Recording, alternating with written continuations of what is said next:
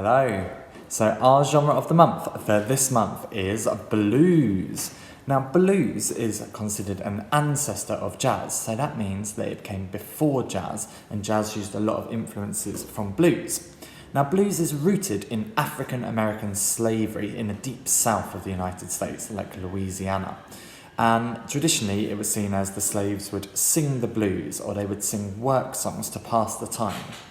A lot of this was call and response, so they might say one thing and the rest of the group would respond. So they'd have one leader and the rest responding, and it was singing about the hardships of life.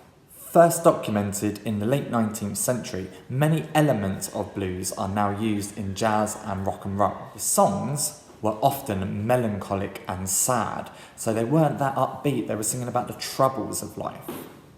Some musicians that you may have heard of are W.C. Handy, he wrote St. Louis Blues. You may also have heard of John Lee Hooker, Howlin' Wolf, B.B. King, and these have gone on to influence some more modern musicians such as Eric Clapton, Jimi Hendrix, and you may have seen the Blues Brothers perform.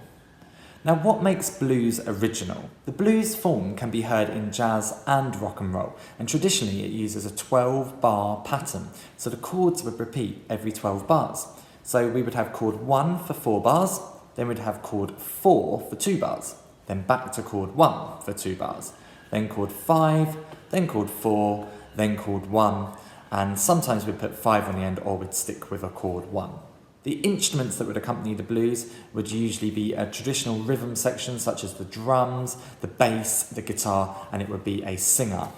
It wasn't always a male singer. There were some musicians such as Etta James who were really good at singing the blues. Improvisation is quite key in blues music. So often they would sing the head or the refrain of the song, and then they would improvise on their instruments, really showing that form of self-expression. The lyrics in a blues song usually follow a similar pattern, where the first and second line are exactly the same, and then the third line changes and the fourth line goes back to what the first line had said. They would use blues notes and seventh notes to add variety to the chords, and such as C, E, G, they would put B flat with it. And this is not your traditional major or minor chord, but it gives it that more bluesy kind of soulful sound. So what I'd like you to do is go out and listen to some blues music, see the improvisation elements, see if you can spot the 12-bar pattern, and then maybe compare it with rock and roll and jazz and see how it has influenced this music. Hope you enjoy it.